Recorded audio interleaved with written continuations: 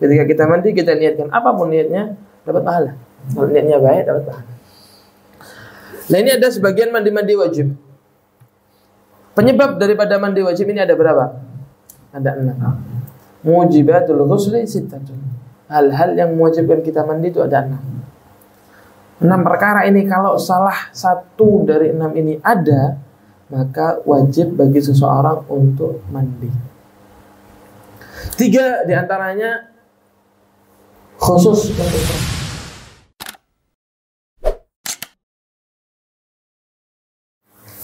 Bismillahirrahmanirrahim. Alhamdulillahirabbil alamin. Bihi nasta'in ala umuri dunya waddin. Sallallahu ala sayyidina Muhammadin khataman nabiyyin wa ala alihi wa sahbihi ajma'in. La haula wa la quwwata illa billahil aliyyil azim. Qala rabbi shrah li sadri wa yassir li amri wahlul 'uqdatam min lisani yafqahu qawli, amma ba'd. Alhamdulillah, pada malam ini,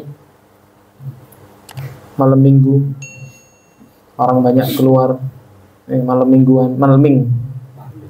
Tapi kita alhamdulillah masih diingatkan oleh Allah Subhanahu wa taala untuk tetap istiqamah, untuk tetap bisa menghadiri majelis ta'lim, untuk tetap bisa selalu bersolawat, untuk tetap selalu bisa duduk bersama saudara-saudara kita sesama muslim bersilaturahmi, untuk selalu tetap bisa bersama mencari ilmu, untuk selalu tetap bisa bersama mengenang dan mengetahui serta mempelajari sirah Nabi Muhammad SAW.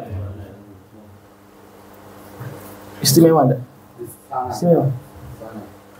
Orang banyak di luar dilalaikan oleh Allah Subhanahu wa taala dengan jalan-jalan. Mungkin kalau sendiri tidak masalah, ada yang sama perempuan yang bukan mahramnya, yang bukan halalnya. Tapi kita sebelum sangat istimewa, diistimewakan oleh Allah Subhanahu wa taala. Masa kurang perhatian Allah sama kita? Berapa nikmat Allah yang sudah diberikan kepada kita? Makanya Allah selalu mengatakan, wa in ta'uddu ni'matallahi la tuhsuha. Kalau kalian ingin menghitung nikmat-nikmat Allah Subhanahu wa taala, tidak akan kalian pernah bisa menghitung. Karena nikmat Allah tidak akan ada yang bisa menghitung. Diceritakan tadi dalam maulid yang kita baca itu, maulid apa? Adhiyaul Lama. Diceritakan ketika Nabi Muhammad SAW lahir, paman Nabi Muhammad SAW yang bernama Abu Lahab, beliau dapat kabar kelahiran Nabi Muhammad dari budaknya yang bernama Thuwaibah. Dikatakan tadi, qad basyarat Thuwaibatun sayyidaha Aba Lahabin. Apa? Dia dikasih kabar apa? Dikasih kabar bahwasanya dia punya ponakan, anak laki-laki, anaknya Sayyidina Abdullah, anak laki-laki. Gembira ini Abu Lahab. Saking gembiranya, dia punya budak, dia baik, dimerdekakan. Kenapa dimerdekakan? Sebab kenapa dimerdekakan? Sebab kesenangan yang ada pada Abu Lahab di waktu detik-detik Nabi Muhammad SAW keluar dari rahim ibunya. Ketika lahir Nabi Muhammad SAW, kesenangan yang ada di Abu Lahab, makanya dia memerdekakan budaknya. Budaknya yang bernama Thuwaibah. Hanya kesenangan sesaat. Karena kelahiran Nabi, makanya dia punya budak dimerdekakan. Kata beliau, Al-Habib Umar bin Hafidh, beliau mengatakan, hadza ma'al kufri. Yang mana Abu Lahab, itu setiap hari Senin azabnya diringankan oleh Allah Subhanahu wa taala. Karena di hari Senin itu kelahiran Nabi. Setiap hari Senin kelahiran Nabi itu kalau nggak salah tengah malam. Lebih ke nisful akhir minal lail. Pertengahan malam terakhir tadi. Belum tepatnya kurang tahu jam berapanya kurang tahu, ada yang mengatakan jam 2, ada yang mengatakan jam 3. Ada yang mengatakan dekat dengan subuh, wallahu a'lam. Ya, ala kulli hal nisful akhir minal lail, separuh terakhir dari malam hari. Sayyidina Abu Lahab hanya senang ketika kelahiran Nabi, tapi setiap hari Senin azabnya selalu dikurangi oleh Allah Subhanahu wa taala. Hadza ma'al kufri, kata Sayyid Abu Umar, hadza ma'al kufri, ini Abu Lahab kafir lah Abu Lahab. Fa kaifa bi farhatin min di fuadim tala imana. Bagaimana dengan orang yang senang dengan kelahiran Nabi, yang senang dengan keimanan bersama Nabi Muhammad SAW, hatinya dipenuhi dengan keimanan kepada Nabi Muhammad SAW, apakah orang tersebut akan disiksa oleh Allah Subhanahu wa taala?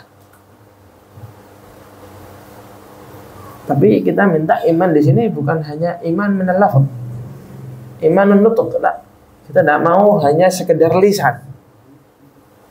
Kita mau iman yang ada di dalam hati. Min di fuadin tala imana. Fuad bermakna al-qalb.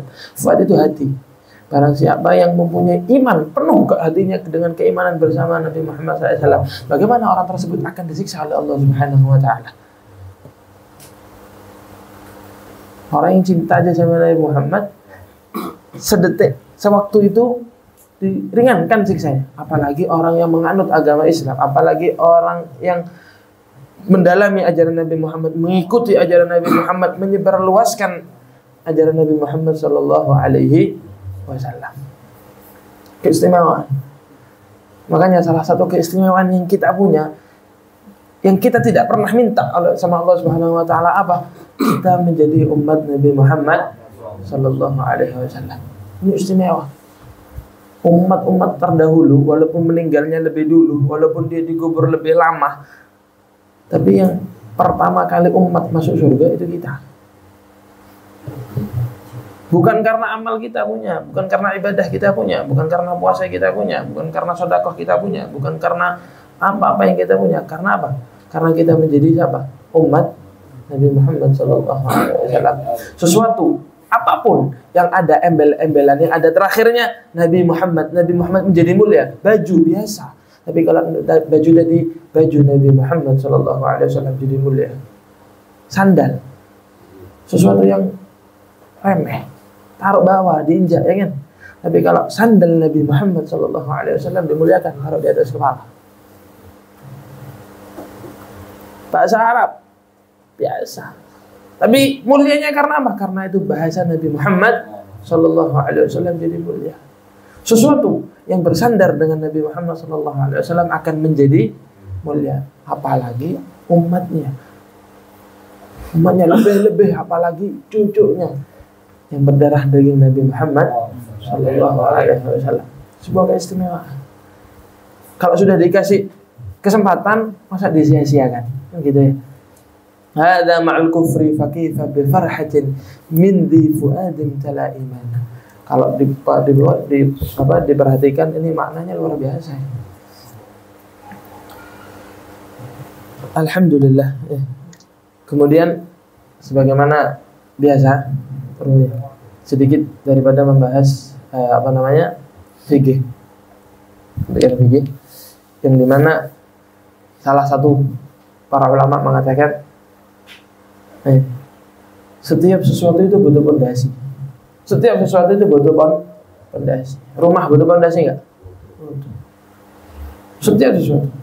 Wa imadu hadzal din, dan pondasi daripada agama ini at-tafaqquh fid din, memperdalam daripada ilmu agama. Khususnya ilmu fikih. Kenapa sih kok harus ilmu fikih? Ada ilmu banyak, ada ilmu tafsir, hadis, tauhid, ya kan? Nahwu, sharaf. Kenapa kok fikih? Iya, fikih itu yang mengenalkan kita antara halal dan haram, yang mengenalkan kita antara sholat kita sah apa enggak, puasanya sah apa enggak, sedekah sah apa enggak. Itu yang mengenalkan kita apa? Ilmu fikih. Memang ilmu itu banyak banget ilmunya. Cuma yang kalau ada perkara-perkara penting yang lebih kita dahulukan mana? Yang lebih penting. Alhamdulillah kita sudah sampai daripada pembahasan kemarin ya, terakhir kita membahas tentang hal-hal yang diharamkan bagi orang yang tidak mempunyai wudu, ya kan? Yang diharamkan bagi orang yang tidak punya wudu apa yang pertama? as-shalah. Yang kedua, yang ketiga, masul mushaf. Yang keempat, hamlu. Ini 4 yang diharamkan bagi orang yang tidak mempunyai wudu. Sekarang kita akan membahas kalau ada orang terkena hadas asghar, berarti juga ada orang yang mempunyai hadas akbar. Atau dengan istilah lainnya mujibatul ghusl, penyebab daripada orang diwajibkan mandi besar. Wudu itu tidak mungkin dilakukan oleh seseorang kecuali ibadah. Kita tidak punya wudu kebiasaan tidak ada. Wudu itu kalau tidak wajib sunnah, itu hukumnya wudu. Wudu ya, niat, basuh muka, basuh tangan, basuh kepala, basuh kaki, itu wudu tidak mungkin dilakukan kecuali wajib atau sunnah. Tapi kalau mandi, ada mandi biasa, ya kan? Bangun pagi, mau kerja, mau sekolah, mau ngaji, mandi nggak? Yang nggak mandi parah, nggak bahaya dah. Nggak mandi aja ngomong pokoknya. Ano tonggo sebelah. Mandi yang kita lakukan ketika kita mau ngaji, mau kerja, mau apa, kalau tidak diniatkan namanya mandi kebiasaan, biasa. Tidak dapat pahala, tidak dapat dosa, biasa. Ada mandi wajib, jelas. Ada mandi sunnah. Mandi sunnah kayak mandi apa? Mandi untuk mau sholat mandi untuk sholat Idul Fitri, Idul Adha. Itu semuanya mandi-mandi yang disunnahkan. Akan tetapi mandi yang biasa kita lakukan, jika kita niatkan, kita akan mendapatkan pahala. Contoh, mau mandi pagi nih ya, bangun tidur, niatkan ketika kita mandi, yang pertama mandi taubah, menghilangkan dosa-dosa, mandi taubat. Yang kedua, niatkan juga apa? Niatkan mandi untuk menghilangkan bau badan. Supaya apa? Supaya tidak mengganggu orang lain. Hukumnya tidak mengganggu orang lain, itu pahala. Niatkan. Yang ketiga, mau niatkan apa lagi? Niatkan termasuk an-nadhafatu minal iman. Kebersihan adalah sebagian atau pangkal daripada iman. Niatkan. Mau niat apa lagi? Niatkan. Setiap niat yang di situ ada kebaikan. Wa kullu ma nawa bihi aslafun salih. Niatkan. Dapat pahala. Jadi airnya gak mubadir. Kebiar. Airnya itu yang jatuh kalau tidak dapat pahala kan eman. Us bayar pada AM tidak ada pahala. Iya kan? Eman. Niatkan. Ketika kita mandi kita niatkan apapun niatnya dapat pahala. Kalau niatnya baik dapat pahala. Nah ini ada sebagian mandi-mandi wajib. Penyebab daripada mandi wajib ini ada berapa? Ada 6. Mujibatul ghusli sittatun. Hal-hal yang mewajibkan kita mandi itu ada 6. 6 perkara ini kalau salah satu dari 6 ini ada, maka wajib bagi seseorang untuk mandi. 3 diantaranya khusus untuk perempuan. 3 diantaranya khusus untuk perempuan dan 3 diantaranya musytarikun bainar rijali wan nisa. Rijal sama perempuan itu semuanya gabung, ada. Yang khusus bagi perempuan yang pertama al-haidhu. Perempuan itu kalau sudah keluar haid wajib Yang kedua an-nifasu, kalau sudah keluar darah nifas. Yang ketiga al-wiladatu, kalau sudah melahir. Yang pertama al-haidhu. Perempuan itu kalau haid dia tidak boleh sholat, tidak boleh ini, tidak boleh itu. Ketika terputus daripada darah haidnya, maka dia wajib mandi. Tidak boleh dia sholat, tidak boleh dia sholat sunnah, sholat wajib, berhubungan dengan suaminya. Kalau belum mandi, nggak boleh, harus mandi dulu. Mandinya hukumnya apa? Wajib. Wajib bagi perempuan, wajib dia untuk melakukan mandi. Ini namanya mandi besar. Dia karena perempuan ini punya hadas akbar, hadas besar. Oh, haid itu gimana? Apa maksudnya haid ini dan itu? Apa haid itu? Sebetulnya pembahasan tentang haid ini sangat dalam, cuma insya Allah Al-Fakir rinci di sini. Darah haid ini adalah darah yang keluar dari perempuan at-tabi'iyah, secara tabiat, bukan karena orang ini sakit, bukan karena orang ini berpenyakitan, bukan karena infeksi dan lain sebagainya. Enggak, ini normal. Kayak contoh ya, kalau kita dipukul sakit enggak? Sakit. Kalau makan kenyang enggak? Kenyang. Ini tabiat manusia. Ya kan? Tabiatnya manusia seperti ini. Kalau disobek keluar darah enggak? Itu tabiatnya manusia. Perempuan punya tabiat sendiri apa? Darah haid. Makanya dikatakan damun tabi'iyatun atau damun jibillatun. Darah jibiliyah, tabiatnya manusia perempuan. Tabiatnya perempuan kayak gitu. Yakhruju min aqsa rahimil mar'ah. Yang mana darah haid tersebut keluarnya bukan dari ujung kemaluan, bukan, dari dalam rahim. Jadi kalau keluarnya dari ujung kemaluan, itu bukan darah haid namanya. Keluarnya dari paling dalam, dari pangkal rahim. Perlu kita ketahui, darah haid itu keluarnya ala sabilis sihah. Ini pertanda perempuan tadi ini dalam keadaan normal, sehat. Jadi kalau ada perempuan yang haid, itu kata, oh ini orang perempuan sehat. Tapi kalau ada perempuan tidak pernah haid sama sekali, umur 60 tahun tidak pernah haid, ini perempuan bermasalah. Ini perempuan bermasalah, ada penyakitnya. Kecuali perempuan-perempuan yang memang sudah dikhususkan oleh Allah Subhanahu wa taala. Ya kayak siapa? Sayyidatuna Fatimah Az-Zahra, kayak Sayyidatuna Maryam. Itu memang perempuan-perempuan yang sudah dikhususkan oleh Allah Subhanahu wa taala. Itu sedikit daripada darah haid. Dan paling sedikitnya perempuan keluar darah haid itu 24 jam. Paling sedikitnya perempuan keluar darah haid itu 24 jam. Baik, dilalui 24 jam ini 1 hari 1 malam, 2 hari 2 malam, 3 hari 3 malam, 4 hari 4 hari 3 malam, terserah. Contohnya, 1 hari keluar 6 jam. Berarti untuk 24 jam butuh berapa hari? 4 hari. Hari pertama 6 jam, hari kedua 6 jam, hari ketiga 6 jam, hari keempat 6 jam. Berarti sudah dapat 24. Ini dikatakan haid. Tapi kalau hari pertama 6 jam, hari kedua 6 jam, hari ketiga 6 jam, terus berhenti, tidak keluar lagi, bukan darah haid. Hukumnya apa belajar ini bagi perempuan?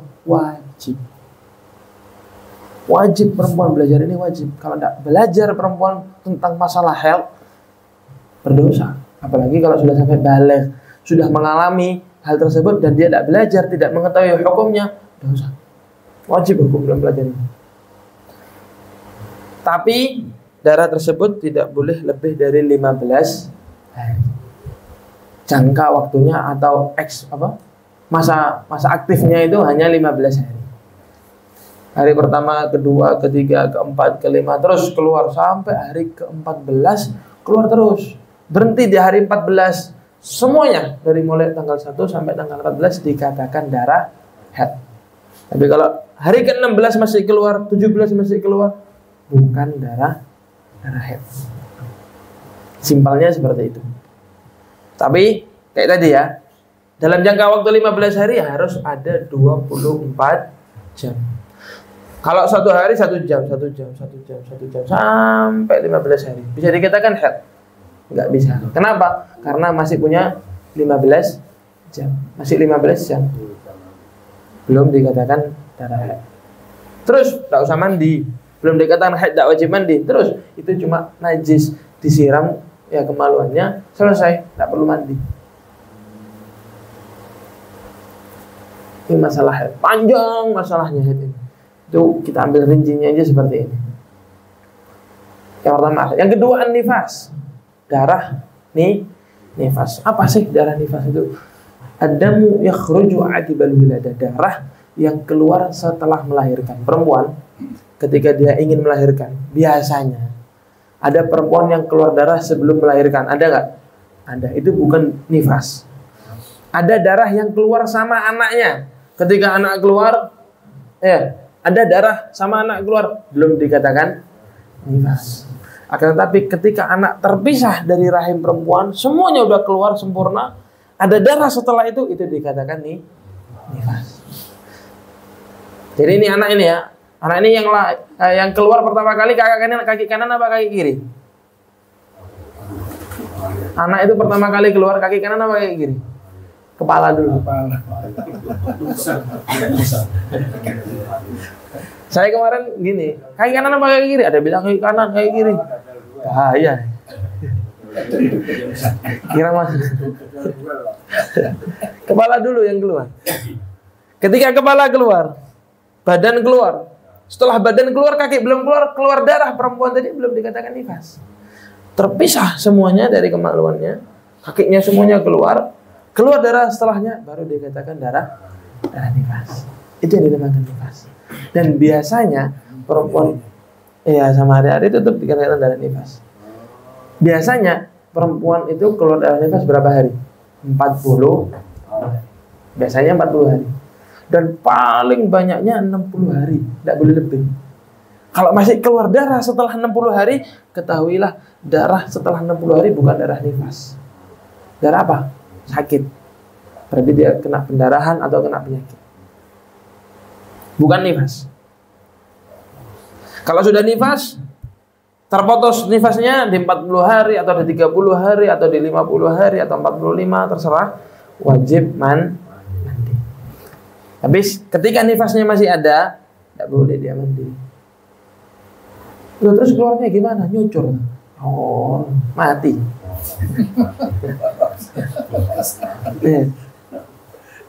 Keluarnya nggak seperti itu. Ya mungkin yang sudah berpengalaman lebih mengetahui.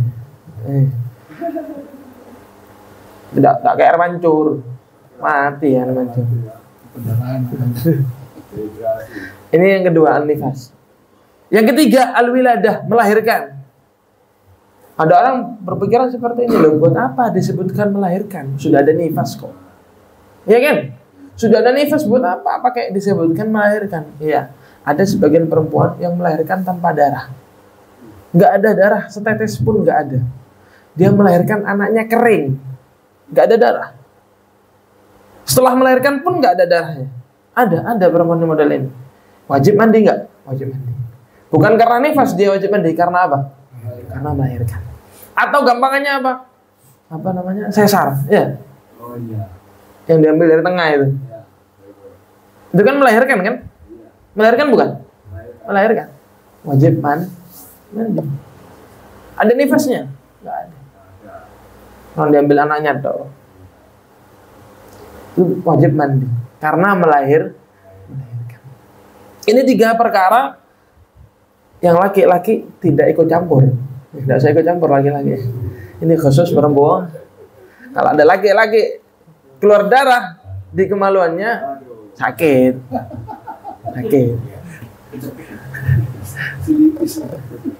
Sakit. Yang 3, satunya yang masuk antara laki-laki dan perempuan, insya Allah di pertemuan selanjutnya kita bahas. Karena ada setelahnya pembahasan hadis. Mungkin ada pertanyaan, VG? Apa mau dilanjutkan 3 yang ini? Terserah. Mau dilanjutkan 3-nya? Mau dilanjutkan nggak, Ustaz? Lanjutkan 3 lagi ya, dilanjutkan ya. Lanjutkan. 3 yang setelahnya yang campur antara laki-laki dan perempuan, artinya laki-laki bisa terjadi dan juga perempuan pun kemungkinan juga terjadi. Yang pertama, ilajul hasyafati fil farj. Bertemunya 2 kemaluan. Kemaluan laki-laki dan perempuan. Bukan artinya bertemu hanya bertemu saja, enggak. Ketika kepala kemaluan laki-laki tenggelam di dalam kemaluan perempuan, itu wajib mandi. Baik keluar mani ataupun tidak keluar mani, wajib mandi. Hukumnya kayak gini. Aku tidak keluar mani, sedikit dong, wajib mandi. Terjerumus. Kadang dia bisa menyelamatkan diri, nggak sampai semuanya masuk, hanya separuh. Iya kan? Separuh tenggelam, bisa menyelamatkan diri, tidak terjerumus, tidak masalah. Tapi kalau sudah kepreset, jerumus, wajib mandi. Mau keluar, mau tidak keluar, wajib mandi. Ini hukum. Ketika dia sholat tanpa mandi, dia pegang Al-Quran tanpa mandi, haram bagi dia. Itu yang pertama. Yang kedua, khurujil mani, keluarnya air Air mani. Pak air seni ya istilahnya. Air mani ya. Air mani. Ketika keluarnya air mani, wajib dia mandi. Baik keluarnya tanpa disengaja ataupun disengaja, karena tidur atau bukan karena tidur, dengan cara halal atau dengan cara yang haram, tetap wajib mandi.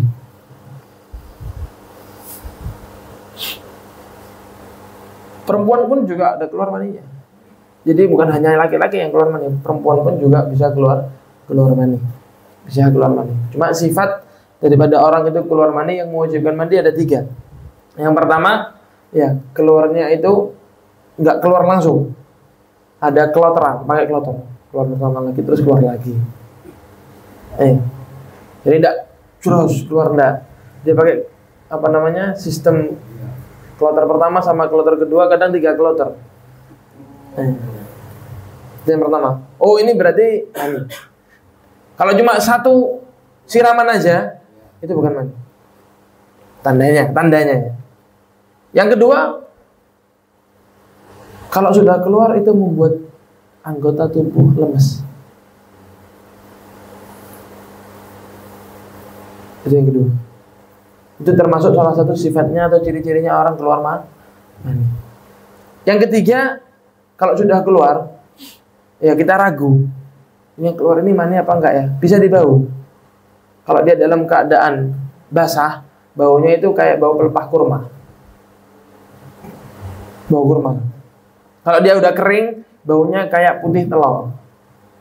Putihnya telur. Jadi kalau udah kering, baunya kayak putih telur. Kalau seperti itu baunya, berarti ini mani.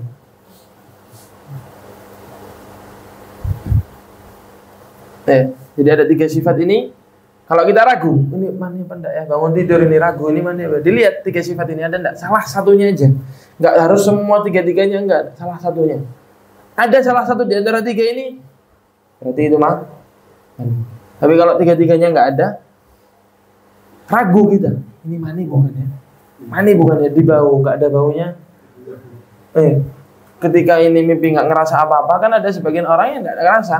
Mimpi nggak ada, tiba-tiba bangun pagi keluar, dia ragu, bener-bener ragu, boleh milih, terserah, dia boleh milih mani, maka dia wajib mandi, dia juga boleh pilih madhi, maka dia wajib istinja dan membersihkan yang terkena cairan tersebut, karena itu dihukumin najis. Ini yang kedua. Yang ketiga, apa? Ilajul hajam fil bani wal maut. Kematian. Orang meninggal wajib mandi. Ngawur, wajib dimandii. Orang meninggal wajib mandi, Melayu. Iya toh?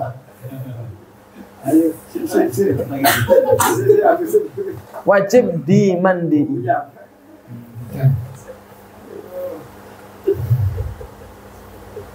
Mandilah sebelum sholatlah sebelum disolat. Jangan nunggu kita diantar untuk ke masjid. Berangkatlah ke masjid sebelum kita diantar ke masjid untuk disolat. Ya kan? Sebetulnya setiap hari kita ini dapat pelajaran. Setiap hari kita ini dapat pelajaran. Cuma ada orang yang cerdas sehingga dia bisa mengambil hikmah dari pelajaran tersebut. Ada orang yang tidak ngurus. Dia dapat pelajaran, cuma dia tidak terlalu peduli sama pelajaran tersebut, sehingga kehidupannya sehari-hari seperti itu aja. Kata Nabi Muhammad, kata sebagian para ulama, orang itu ada 3. Ada orang yang harinya ini lebih buruk daripada yang kemarin. Ada orang yang harinya ini sama dengan yang kemarin. Ada orang yang harinya hari ini lebih bagus daripada yang kemarin. Otomatis yang lebih enak yang mana? Yang lebih bagus kan? Yang bagus daripada. Hari ini dia walaupun ada 1 tambahan ilmu aja, 1 tambahan ilmu aja, otomatis hari ini lebih bagus dari yang kemarin. Jangankan kemarin yang lebih buruk, kalau kemarinnya aja lebih sama, hari kemarin sampai sekarang sama, itu dikatakan termasuk orang-orang yang khosarah, rugi dia. Ini wae saiki sampean kulaan, dodolan, ngedol dek wong tapi tidak cukup bati. Tuku 5.000, didol 5.000. Rugi enggak sampai? Rugi. Rugi apa? Rugi tenaga. Uang kita enggak rugi, tapi waktu kita rugi. Tenaga kita rugi. Rugi enggak? Rugi. Sama orang yang seperti ini. Apalagi kalau harinya yang sekarang itu lebih buruk daripada yang kemarin. Waliyadzubillahi min dzalik. Insyaallah orang-orang yang di sini hari ini lebih bagus daripada yang kemarin. Yang ketiga, al-maut, meninggal dunia. Paham insyaallah ya? Ini 6 perkara yang mewajibkan seseorang untuk melakukan mandi besar. Jika ada salah satu di antara 6 ini sebetulnya pembahasannya panjang, luas, lebar, ya, dalam, kabeh. Cuma ini karena waktunya pun juga tidak bisa. Iya. Karena sudah banyak yang mengangguk, banyak yang dangak dan banyak yang nunduk. Mengangguk, banyak yang dangak dan nunduk. Jadi kita hanya persingkat sedikit aja. Jadi fadhal kalau ada pertanyaan dari antum-antum. Dari darah itu kan 24 jam. Nah. Paling lama 12 hari. Nah. Dari keluarnya 24 jam itu perempuan nggak tahu berapa jamnya kan pasti nggak ngitung kan. Tiba-tiba dari hari belum 15 hari dia merasa sudah selesai, dia mandi, terus baru dia sholat, ternyata keluar lagi. Gimana sih? Dia keluar dari tanggal 1 lah, anggap gitu ya. Sampai tanggal berapa keluarnya? Kan paling lamanya kan 15 Paling lama 15 hari. Dia keluar sampai tanggal berapa? Ya, hari pertama kan jelasnya kan nggak mungkin gitu berapa jamnya kan. Oh iya. Maksudnya keluarnya berapa hari? Enggak, keluarnya sampai berapa hari?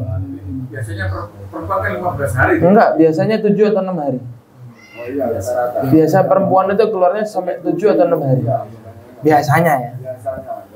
Ya, rata-rata perempuan seperti itu 7 sampai 6 hari. Dan perempuan itu sudah mengetahui dia. Oh, kalau saya biasanya 7 hari keluarnya, itu dalam 7 hari sudah dapat 24 jam. Hari pertama sekian, hari ini sekian, hari ini sekian. Biasanya sudah apa ya? Bulan yang lalu sama bulan sekarang rata-rata sama. Kalau ada perubahan itu pun mungkin karena pola faktor obat, makanan dan lain sebagainya. Karena ada sebagian obat atau pil itu yang berbahaya sehingga bisa merusak aturan daripada haid. Kayak salah satunya penghambat hamil itu bisa merusak darah haid. Ya, juga ada obat yang bisa menghambatkan darah haid sendiri. Kalau ada orang mau haji, mau umroh, ya kan takut tak bisa ini, akhirnya dia minum pil sebelum berangkat untuk bisa menerah darah haidnya, ini bisa merusak.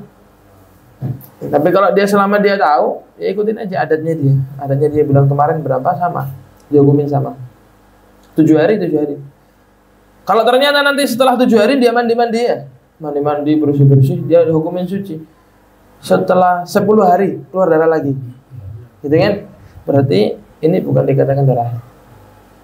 Boleh haram. Tidak. Iya. Sampai berapa hari masa sucinya ini? Masa suci paling sedikit 15 hari. Jadi kalau sucinya belum 15 hari keluar darah lagi, ini darah bukan dikatakan darah haid. Tadi ya 7 hari berhenti ya. Setelah berhenti mandi 10 hari setelahnya keluar lagi, berarti dikatakan darah bukan darah haid, darah kotor. Tapi kalau 20 hari setelah 7 hari, berarti di bulan yang sama, tanggal 27 atau tanggal 26 keluar darah lagi, itu dikatakan darah haid. Sebab dia punya suci itu sudah lebih dari 15 hari. Patokannya apa? Patokannya kalau mau dikatakan darah haid yang kedua atau darah haid baru, sudahkah dia suci 15 hari atau belum? Kalau sudah dia suci 15 hari, berarti darah yang setelahnya dikatakan darah haid. Tapi kalau dia kurang dari 15 hari, jadi kalau laki-lakinya tahu, hukumnya tidak bisa dibujui. Ya kan? Laki pelangga belum, ya dibujui terus. Makanya sampai lemes. Dari yang digarangkan saja ya, terus keluar lagi tadi, itu bukan darah haid kan? Atau mandi atau biasa aja? Tidak, biasa dibersihkan aja. Kayak najis gitu. Dibersihkan, istinja selesai. Nah. Tafadhol. Ada pertanyaan? Ada pertanyaan Ustaz dari antum? Nah, kayaknya jelas-jelas aja ini masalah beginian.